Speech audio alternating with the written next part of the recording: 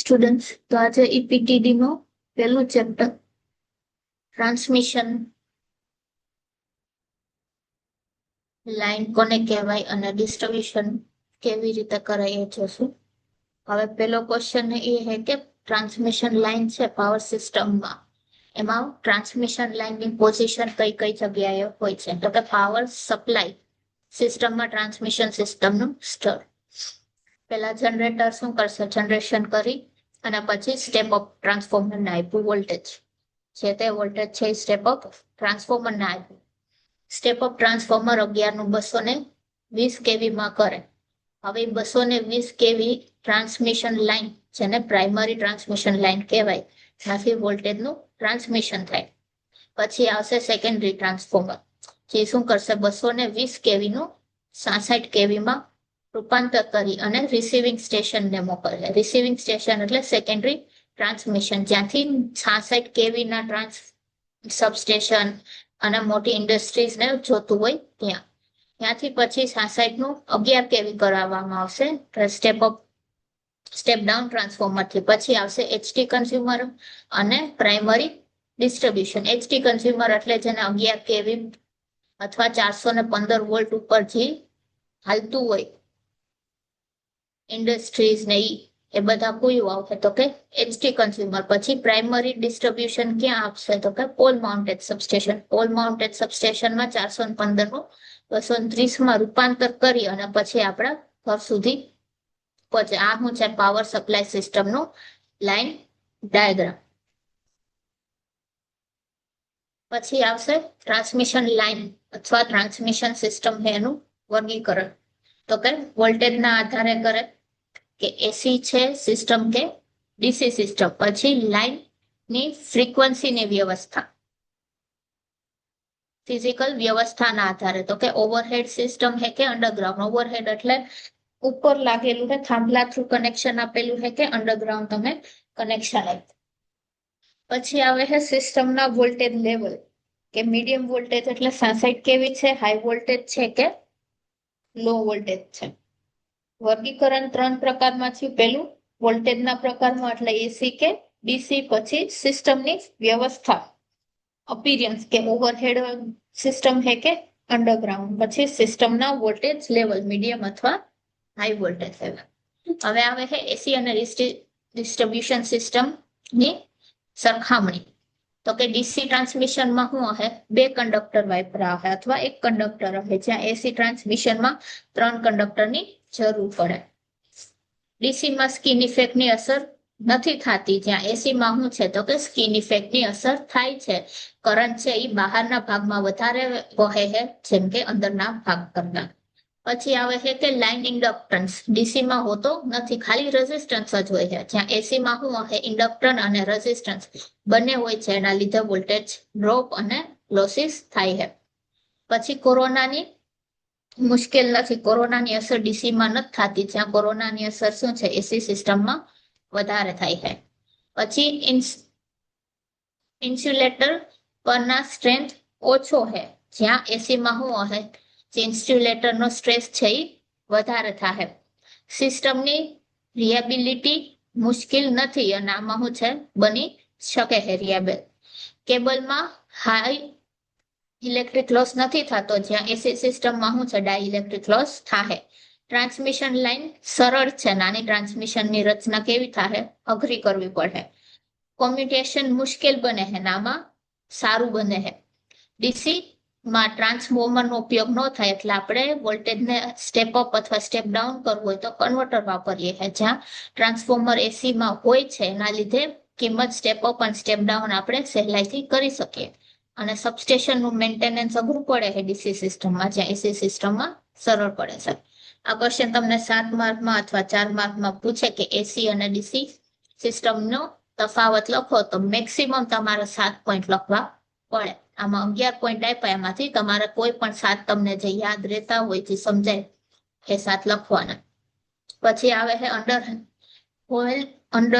Overhead અને underground system. તો કે ઓવરહેડ એટલે આપણે બહાર જે દેખાતું હોય થાંભલાથી કનેક્શન આપીને, એ કયું થાય? ઓવરહેડ પ્રકારનું થાય. જે અંડરગ્રાઉન્ડ એટલે જમીનની અંદર વાયરને દોડાવવામાં આવ્યું હોય, કંડક્ટરને દોડાવવામાં આવ્યું હોય, તો એ અંડરગ્રાઉન્ડ સિસ્ટમ. તો એની સરખામણી જોઈએ તો કે દેખાવ ઓવરહેડનો હારો ન લાગે. જ્યાં અંડરગ્રાઉન્ડમાં શું હોય, જમીનની અંદર હોય એટલે દેખાવ સારો લાગે છે. મેન્ટેનન્સ ઓવરહેડમાં વધારે કરવું પડે, જે અંડરગ્રાઉન્ડમાં ઓછું કરવાનું હોય છે.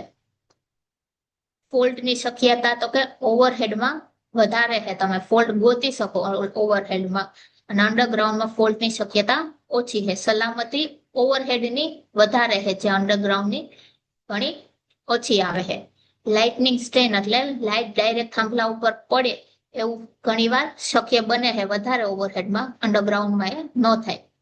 વોલ્ટેજ ડ્રોપ શું છે તો કે ઇન્ડક્ટન્સ હોવાના લીધે વાયરમાં સ્પેસિંગ વધે, એના લીધે ઇન્ડક્ટન્સ રિએક્ટન્સ વોલ્ટેજ ડ્રોપ વધારે થાય છે, જ્યાં અંડરગ્રાઉન્ડમાં વોલ્ટેજ ડ્રોપ ઓછો થાય. પછી કોમ્યુનિકેશનનું ડિસ્ટર્બન્સ ઓવરહેડમાં વધારે આવે છે, ડિસ્ટ્રીબ્યુશન અંડરગ્રાઉન્ડમાં ઓછું થાય છે. ફોલ્ટનું લોકેશન અને રિપેરિંગ ઓવરહેડમાં તમે સહેલાઈથી કરી શકો, અંડરગ્રાઉન્ડમાં સહેલાઈથી ન થાય. પ્રાથમિક ખર્ચ ઓવરહેડનો વધી જાય છે, અંડરગ્રાઉન્ડનો ઓછો રહે છે. આ બધા શું છે, ઓવરહેડ અને અંડરગ્રાઉન્ડની સરખામણી. આ પણ ક્વેશ્ચન 3 અથવા 4 માર્કમાં પૂછે છે.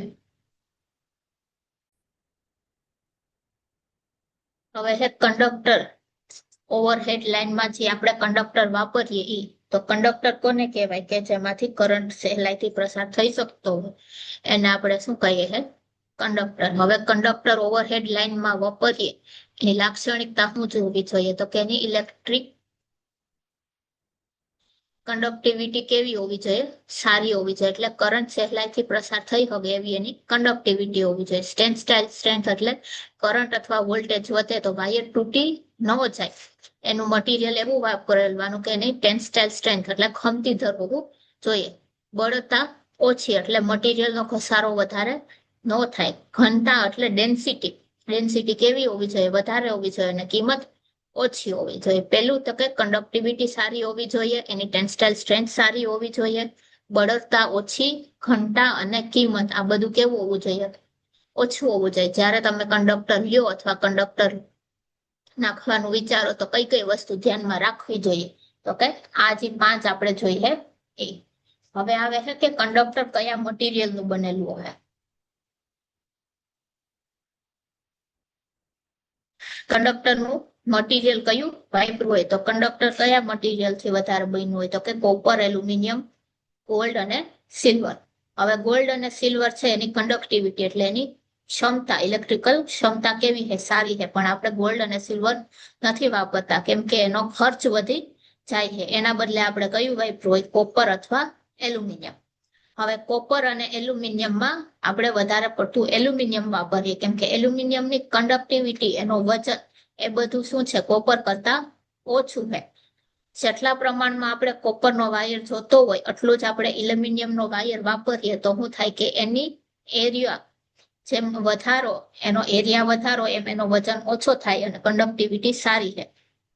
તો વધારે પડતો આપણે કયું વાપરીએ છે, એલ્યુમિનિયમ. હવે જોઈએ કે કોપર શું છે કે એની કિંમત વધારે હોવાથી એનો ઉપયોગ ઓછો થઈ જાય. હવે ટ્રાન્સમિશન લાઈન આપણે હાર્ડ ડ્રોન કોપર વાપરીએ, એકદમ જાડો કોપર. શું કામ કે એની મજબૂતાઈ રહે. હવે કોપર વાહકના ફાયદા શું છે તો કે એનું વાહકતા મટીરિયલ કેવો છે, સારો છે, ટેન્સાઇલ સ્ટ્રેન્થ સારી છે, કરંટની ડેન્સિટી સારી છે. આના લીધે શું છે આપણે કોપર વાપરીએ. કોપર ક્યાં વાપરવાનું, જ્યાં હાઈ કંડક્ટિવિટી આપણે જોતી હોય, ઓછા અંતરે આપણે કોપર વાપરીએ. અને એલ્યુમિનિયમ તો કે જ્યાં ડિસ્ટન્સ વધી ગયો હોય અને કંડક્ટિવિટી એટલી મેટર ન કરતી હોય ત્યાં આપણે એલ્યુમિનિયમ વાપરીએ. બીજું કારણ કે કોપર નથી વાપરતા કે એનું ખર્ચ વધારે છે, કિંમત કેવી છે, વધારે છે, એના લીધે આપણે કોપર ઓછો યુઝ કરીએ. હવે કંડક્ટરના પ્રકાર તો કે સોલિડ, સ્ટેટ અને બંડલ કંડક્ટર. સોલિડ કંડક્ટર એટલે એક આખું પટ્ટી આપી દીધી હોય જેની ઉપર ઇન્સ્યુલેશન લગાડીને તમે વાપરો, એ પ્રકારનું કયું છે તો કે સોલિડ કંડક્ટર. હવે સોલિડ કંડક્ટર છે તો એની મુશ્કેલી શું પડે કે વાહકની ફ્લેક્સિબિલિટી ઓછી થઈ જાય અને હેન્ડલિંગ મુશ્કેલ બને, એટલે આપણે સોલિડ કંડક્ટર નથી વાપરતા. અને હવાના લીધે એ શું થાય છે, ઝૂલ બનાવે છે, એ વધારે ટકાઉ નથી, એના લીધે પણ આપણે સોલિડ કંડક્ટર ન વાપરીએ. બીજું આવે છે સ્ટેન્ડર્ડ કંડક્ટર. સ્ટેન્ડર્ડ કંડક્ટર એટલે શું કે નાની પાતળી વાયરની અથવા તાર લઈએ અને એ કારે બધા ભેગા કરીને એને ટ્વિસ્ટ કરી નાખીએ, બેવડા કરી અને એક આખું કંડક્ટર જે બનાવીએ એ કયું થયું તો કે સ્ટ્રેટેડ કંડક્ટર. હવે જે આપણે ટ્રાન્સમિશન લાઈનમાં વાપરીએ એ કયું વાપરીએ? સ્ટ્રેટેડ કંડક્ટર. તો સ્ટ્રેટેડ કંડક્ટર શું કામ વાપરીએ? તો કે એમાં સ્કિન ઇફેક્ટ અને કોરોનાની અસર ઓછી દેખાય સોલિડ કંડક્ટર કરતા, એટલે આપણે શું કર્યું? સ્ટ્રેટેડ કંડક્ટર વાપર્યું. હવે આપણે કેમ નક્કી કરવાનું કે કેટલા નંબર ના કંડક્ટર વાપરવાના? તો એનું શું છે? n બરાબર 3n n+1+1. હવે n શું છે? લેયરની સંખ્યા, આપણે કેટલા લેયર લગાડ્યા. હવે માની લ્યો એક લેયર હોય તો એનું સ્ટ્રેટેડ કેટલું થાય? તો કે 7 નું. 2 લેયર વાળું હોય તો 19. એવી જ રીતે 3 લેયર હોય તો 37 જેટલું એનું સ્ટ્રેટેડ વાયરની રચના દેખાય. પછી આવે છે બંડલ કંડક્ટર. તો કે ફરતે એક આખું એલ્યુમિનિયમ કંડક્ટરનું લેયર લગાડી દીધું હોય, એક કરતા બે, અને વચ્ચે શું હોય? ખુલ્લું રાખી દીધું હોય. એ શું થઈ ગયું? આખું બંડ બનાવી દે, બંડલ બનાવી દીધું વાયરનું. એને શું કહેવાય? Bundle conductor. બંડલ કંડક્ટર શું કામ આપણે વાપરે? તો કે બંડલ કંડક્ટરના લીધે સ્કિન ઇફેક્ટની અસર ઓછી થાય ટ્રાન્સમિશન લાઇનમાં, એના માટે આપણે બંડલ કંડક્ટરનો ઉપયોગ કરીએ છીએ. હવે ઓવરહેડ લાઇન. ઓવરહેડ લાઇન એટલે શું થાય? કંડક્ટરને આપણે સપોર્ટ આપીએ, થાંભલા. કંડક્ટરને એક જગ્યાએથી બીજી જગ્યાએ પહોંચાડવા માટે જે થાંભલા આપણે વાપરતા હોય પાવરને ટ્રાન્સમિટ કરવા માટે, એને શું કીધું હે? ઓવરહેડ લાઇનનો સપોર્ટ. હવે એની લાક્ષણિકતા કઈ કઈ હોવી જોઈએ? તો કે વજન ઓછો હોવો જોઈએ, ખર્ચ ઓછો હોવો જોઈએ, એનું મેન્ટેનન્સ આપણે ઓછું કરવું પડે એવું, આયુષ્ય વધારે હોવું જોઈએ, અને એની મજબૂતાઈ સારી હોવી જોઈએ. પેલું વજન ઓછું હોવું જોઈએ, મજબૂતાઈ સારી હોવી જોઈએ કે ટકી રહે, આયુષ્ય એનું લાંબુ હોવું જોઈએ, ખર્ચ એનો જે લેવાનો ખર્ચ છે એ ઓછો હોવો જોઈએ, અને એનું મેન્ટેનન્સ ઓછું હોવું જોઈએ. આ બધું ધ્યાનમાં રાખીને આપણે શું લીધું હોય? કોઈ પણ જે તે થાંભલો છે અથવા લાઈન સપોર્ટ છે એ. પછી આવે છે કે લાઈન સપોર્ટના પ્રકાર. તો કે વુડ છે એમાં સિંગલ પોલ એ પ્રકાર અને એ જ પ્રકારનો આવે છે. પછી છે સ્ટીલ પોલ, તો કે રેલિંગ અને ટ્યુબ્યુલર પોલ. પછી આરસીસી અને લેટેલાઇટ સ્ટીલ ટાવર. હવે એમાં પહેલું જોઈએ વુડ પોલ. તો કે વુડ પોલમાં સિંગલ પોલ છે, આ એ વાળું ટાયર ને એ જ પ્રકારનું છે. આ વાળું છે અને મેટલ કેપ લગાડી દીધી, અને ક્રોસ આર્મ એટલે જ્યાંથી તમે ઇન્ડક્ટર કાઢો એક જગ્યાએથી બીજી જગ્યાએ, એને શું કહેવાય? Cross arm. અને પછી એને ગ્રાઉન્ડ લેવલથી ફાઉન્ડેશન કરી અને નીચે રાખવામાં આવે. એવી જ રીતે એ પ્રકારનું છે. એ પ્રકાર એટલે વચ્ચે એને કંઈક સપોર્ટ આપવું પડે બે સેક્શનને અલગ કરવા માટે. એ જે છે એને શું કીધું? બ્રેઝિંગ. એવી જ રીતે એ જ પ્રકારનું છે. એમાં બે પાર્ટ ને બે પગને શું કર્યું? અલગ અલગ ફાઉન્ડેશન આપ્યું. હવે વુડ પોલ છે, તો વુડ પોલ ક્યાં વપરાય? કે જંગલના નજીક અથવા કામ ચલાવ માટે આપણે વાપરવું હોય તો આપણે કયું વાપર્યું છે? Wood pole. એ ક્યાં વપરાય? કે તો જે ડિસ્ટ્રીબ્યુશન સિસ્ટમની જરૂર પડતી હોય ત્યાં. એની કિંમત વધારે હોવા છતાં આપણે શું ઉપયોગ કરીએ છીએ વધારે? RCC pole. પછી સિંગલ પોલ એમાં આવી ગયું, એ પોલ અને એ જ પ્રકારનું. હવે સિંગલ પોલ છે તો કેટલા કેવી સુધી વાપરવામાં? તો કે 11 કેવી. અને એવી જ રીતે એ પ્રકારનું અને એ જ પ્રકારનું છે તો પણ 11 કેવી. એનું ડિસ્ટન્સ કેટલું રાખવાનું? 60 થી 75 સુધી મીટર સુધીનું જ અંતરનું સ્પાન રાખેલું હશે. એના ગેરફાયદા તો કે આયુષ્ય ઓછું છે, ભેજ વાળું વધારે થઈ જાય છે, મેન્ટેનન્સ વધારે જોશે, મેકેનિકલ સ્ટ્રેન્થ ઓછી છે, અને 20 કેવી થી વધારે વોલ્ટેજ માટે આપણે એનો ઉપયોગ કરતા નથી. પછી આવે છે બીજું સ્ટીલ પ્રકારનું. તો કે સ્ટીલ પ્રકારનું જે છે પોલ એ ક્યાં વપરાય? તો કે આપણે અર્બન એરિયા, શહેરી સિટીના એરિયામાં જ્યાં ડિસ્ટ્રીબ્યુશન કરવું હોય ત્યાં, અથવા આપણે સ્ટ્રીટ લાઇટિંગ કરતા હોય ત્યાં આપણે કયું વાપરવું હોય? સ્ટીલ પ્રકારનો પોલ. હવે એનું દેખાવ કેવું છે? વુડ જેવો જ છે, પણ વુડ કરતા થોડોક સારો, અને આયુષ્ય એનું વધારે છે, મેન્ટેનન્સ ઓછું કરવું પડે, અને ઉધઈની કોઈ પણ પ્રશ્ન આવતો નથી, કેમ કે લાકડામાં ઉધઈ વધારે થતી હોય અને સ્ટીલમાં ન થાય. પોલની લંબાઈ કેટલી હોય? 7 થી 10 મીટર સુધી. અને 1/6 જેટલા ભાગની લંબાઈ એને આપણે જમીનની અંદર રાખવી પડે. હવે એમાં 2 પ્રકારનું છે, એક ટ્યુબ્યુલર અને એક છે આરસીસી. હવે ટ્યુબ્યુલર જોઈએ તો ઉપર શું લગાડી દીધું, ક્લેમ્પ અને ક્રોસા. પછી આવે છે પોલ અને આરસીસી ની પફિંગ લગાડી દીધું હોય અને પછી નીચે આવી જાય એનું ફાઉન્ડેશન. હવે આરસીસી એટલે સિમેન્ટનો થાંભલો જોઈએ તો એમાં ક્રોસામાં છે અને પોલ, પણ એનું ખાલી ડિઝાઇન થોડીક અલગ હોય. આરસીસી પોલ જોઈએ તો કે શું છે, એની ફટાફટી મરી જાય છે જ્યારે જોતું હોય ત્યારે. સ્ટીલ કરતા ઓછો ખર્ચ છે, અથવા પિસ્ટર કનેક્ટિંગ પોલનો ઉપયોગ વધારે થતો નથી. એની મિકેનિકલ સ્ટ્રેન્થ વધારે છે અને સ્પાન વધારે રાખી શકે છે. આરસીસી પોલ શું છે, એક મોટી મુશ્કેલી એ છે કે તેનું વજન વધારે છે, એટલે ટ્રાન્સમિશન ખર્ચ વધે છે અને મોટા ભાગે તેનો ઉપયોગ નજીકના સ્થાન માટે થતું હોય છે. પછી આવી જાય છે લેટાઇટ સ્ટીલ ટાવર. તો કે એ ક્યાં વપરાય છે, તો કે જ્યાં હાઈ વોલ્ટેજ ટ્રાન્સમિશન આપણે કરવું હોય ત્યાં શું વાપરું હોય, લેટાઇટ સ્ટીલ ટાવર. એનું સ્પાન વુડન અને આરસીસી કે સ્ટીલ કરતા સારો છે. આ માટે લેટાઇટ સ્ટીલ નો ઉપયોગ ક્યાં થાય, જ્યાં હાઈ વોલ્ટેજ ટ્રાન્સમિશન. હવે એનું ટ્રાન્સમિશન કેટલા વોલ્ટ સુધી કરી શકીએ, તો 132 અથવા 66 kV સુધી કરી શકો. એમાં 2 પ્રકાર આવે છે, નેરો બેઝ અને બ્રોડ બેઝ. નેરો બેઝ એટલે હાકડું અને બ્રોડ એટલે પહોળું. એમાં આ જે દેખાડ્યું કયું છે, નેરો બેઝ. ઉપરથી એક અર્થ વાયર લગાડી દીધું, અહીંયા ઇન્ડક્ટરના ઇન્સ્યુલેટરની આખી સ્ટ્રિંગ લગાડી અને એની વચ્ચેથી આવી રીતે કંડક્ટર નીકળતા હોય. નીચે એક ડેન્જરની સાઇન લગાડી દીધી. એવી જ રીતે આ બ્રોડ વાળું છે, એમાં ઇન્સ્યુલેટરની સ્ટ્રિંગ કેટલી હશે, વધારે હશે, વચ્ચેથી લાઇન કંડક્ટર નાખેલા હોય અને ઉપર એક અર્થ વાયર લગાડેલું હોય. બ્રોડ બેઝ ના 2 કન્સ્ટ્રક્શન છે, એક આ યુઝ થતું, એક આ વાળું હશે અને એક આવા.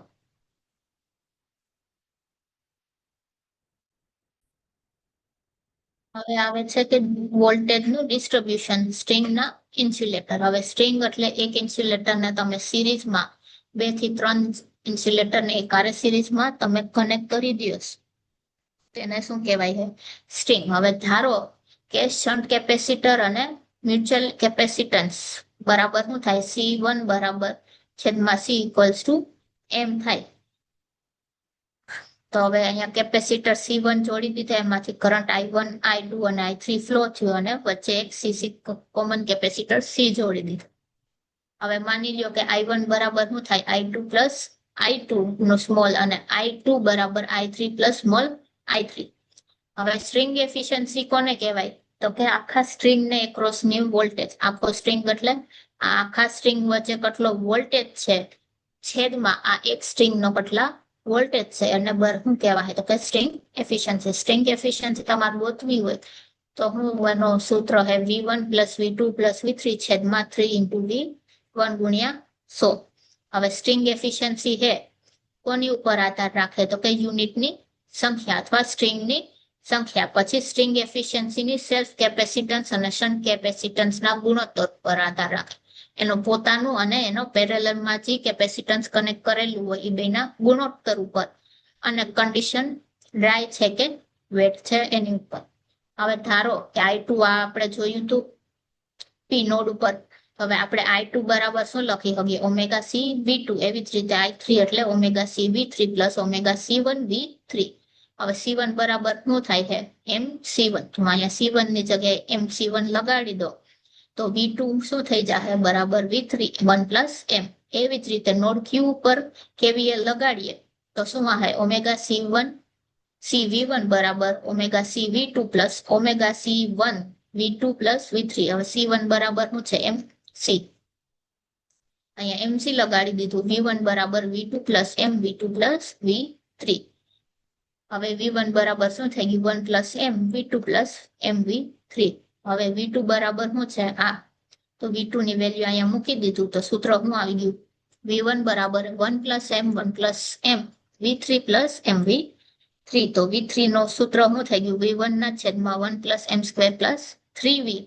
એવી જ રીતે V3 બરાબર V ના છેદમાં M પ્લસ 3 M પ્લસ 1. અને એવી જ રીતે V2 બરાબર શું થઈ જશે, તો 1 પ્લસ M ના છેદમાં M પ્લસ 3 અને M પ્લસ 1 V બરાબર v/m+3. સ્ટ્રિંગ એફિશિયન્સી એટલે સ્ટ્રિંગના એક્રોસના n ગુણ્યા લાઇટ યુનિટ વોલ્ટેજ ગુણ્યા 100.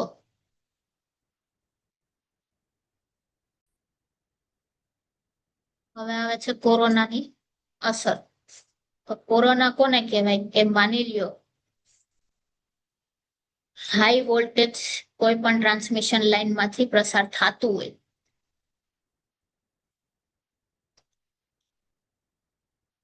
તો એમાં શું થાય? એક તીખારા મારે એવો અવાજ આવે. હવે હાઈ વોલ્ટેજ પ્રસાર થાય એના લીધે પાવરનો લોસ થતો હોય, એ લોસને તમે શું કહેવો? કોરોનાની અસર.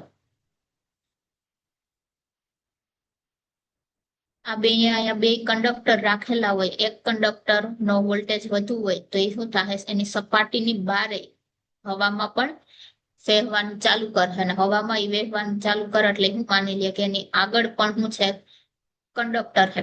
હવે એ માની લીધું કે નહીં કંડક્ટર છે, એના લીધે એક હિસિંગ સાઉન્ડ તીખારા થાય. એ તીખારાનો જે અવાજ આવે એને હિસિંગ સાઉન્ડ કહેવાય. અને આની આજુબાજુ જે તે કલર આવે છે એ કયો હે? જાંબલી કલર દેખાશે. આને શું કીધું છે? તો કે કોરોનાની અસર. કોરોનાની અસર તમારે ઓછી કરવી હોય તો શું કરવાનું? તો કે કંડક્ટરનું સાઇઝ અને શેપ કેવું છે એ જોવાનું, અને બે કંડક્ટર વચ્ચેની જગ્યા થોડીક વધારે રાખો.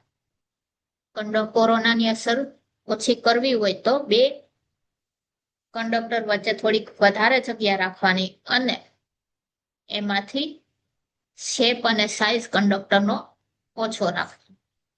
આજે અહીંયા સુધી રાખીએ. નેક્સ્ટ ચેપ્ટરમાં આપણે આગળ જોશું.